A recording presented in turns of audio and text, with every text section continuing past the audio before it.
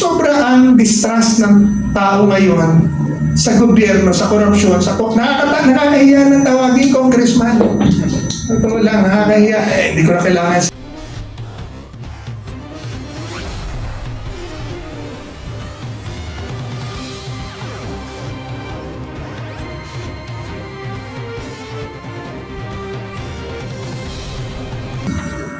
Kung meron man kayong nagawa noon bago kami dumating, hindi ko nahuhukayin.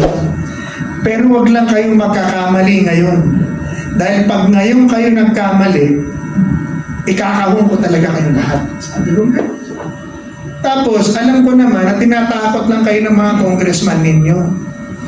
Ngayon, sabi ko, huwag kayong matakot doon. Pag tinakot kayo niyan, magsabi kayo sa akin, dadalhin ko kaagad kay Pangulo. Sabi ko gano'n. Sabi ko sa kanila, alam niyo po, after noon, bumagsak ang reports ng corruption sa DPWH. Bumagsak po. Yung mga deep state engineers, USEX and ASEX, started putting up a strong stand against sa congressman. Hindi na pinayagan. Nalaman ko nung huli. Okay, nung hindi na po ako chairman, wala na tayo sa pwesto, sabi niya, hindi boss, hanggang 12% na lang sila. Pero all in. Hindi naman na zero dahil elite ang office sa PCC, isa 250 districts yan. Pero hindi gaya ngayon, ghost projects, 25%, parang wala lang. Because there was fear. So there was fear because it was the president leading the charge. Minumura sila, hinihiya sila, di ba? Wala akong pakialam sa inyo. PI nyo, patayin ko kayo.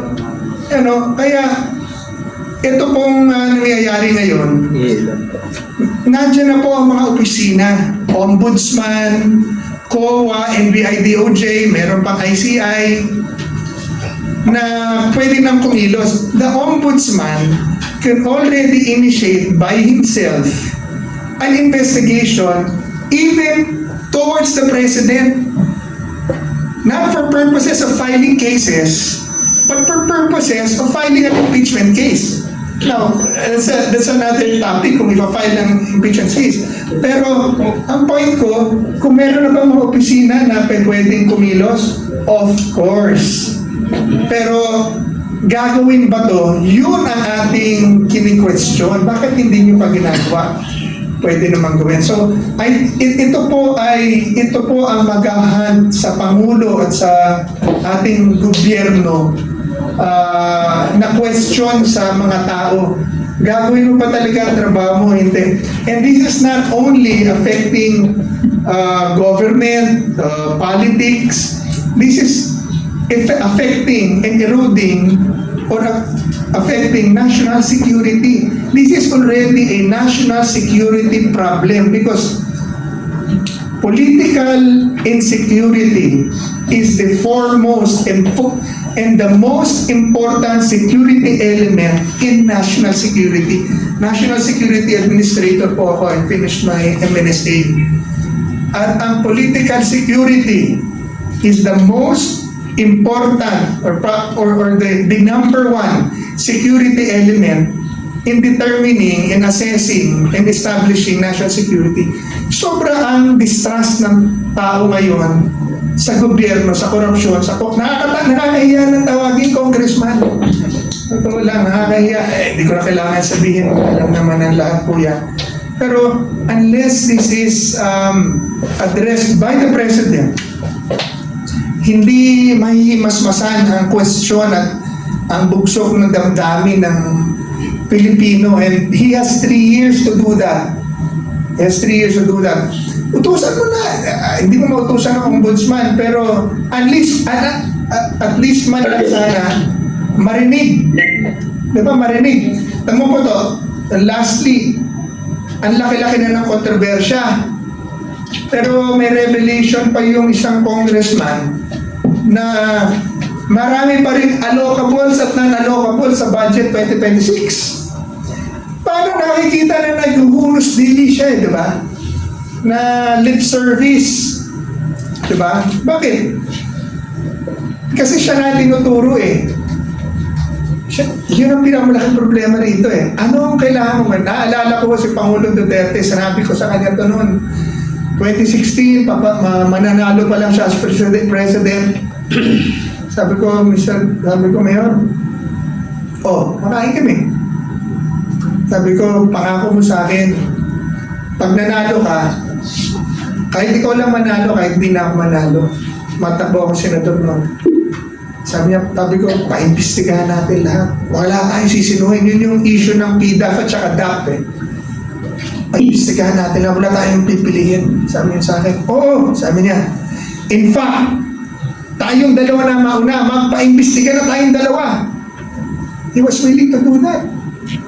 Nung inimbestigahan ko po, nung nasama sa, sabi ko, sige, paimbestiga tayong dalawa. Tapos, nung nasabit sa aming investigasyon sa PACC, ang mga congressman, naalala niyo po yun, siyang na congressman ang pinangalanan ng Pangulo sa TV. Yung ibang congressman doon, napangalanan na naman ngayon. Tapos, 14 na district engineers ang pinangalanan at sinibak at kinasuhan kagad. Lahat ng mga congressman na yun, isinampa namin ang kaso sa DOJ because wala kaming jurisdiction. Nasa presidential appointees lang kami. Lahat po yun, nakasuhan namin sa DOJ. Nung nasabit ang mga congressman sa aming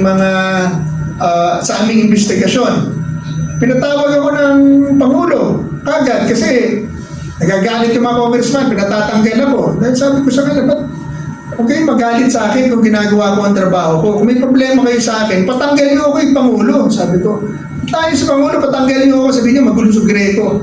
Pero kung ginagawa ko ang trabaho ko, huwag kayong magalit sa akin. Dahil sabi ko, kung may gusto kayong mangyari, gawin na natin ngayon. Pinatawag ako ng Pangulo. Pag upo niya rin sa upuan niya, pinalabas lahat ng tao. Pag-upo niya, sabi niya, andyan ang anak ko? Yung bagay din tanong. Sabi ko, wala boss eh. Bakit? Wala nag-report eh. Sabi ko, wala nag-report. Sabi niya, PI na yan. Pag nandyan ang anak ko, magre-resign talaga. Yun ang resolution. Ganun siya kaseryoso. Sino pa nandyan? Sinabi ko lang. Sabi sabi niya, sabihin mo lahat ng totoo at pang pinatawag ka nila, puntahan mo at doon mo pasabugin lahat ng alam mo, huwag kang magtatago. Pasabugin mo. Akong bahala sa'yo. At pag nakita mo, sabi niya, sapakin mo. Ano ko sabihin, pinapaliwanag ko po yung resolution ng ating Pangulo. Yung kalahati lang ang gawin ng Pangulong Marcos doon. Kalahati lang no. Hindi pa na kailangan ganun kagalit eh. Pwede sabihin, I am asking the Ombudsman to probe my office right away, doing part of vote. Hindi ako makikialam. Sige, labas ko kung ano mo. At ang lahat ng sinabi ni Zaldico, sige, i-probe mo at pakita mo sa tao kung anong totoo. Yun, ganun lang. Tapos, I'm requesting the Senate Blue Ribbon Committee to invite me and I will answer all the allegations of this liar. Ganon. Yan lang po. So, sinasabi ko, sana marinig ng Pangulo. Kung hindi, tayo lang, masaya tayo dito.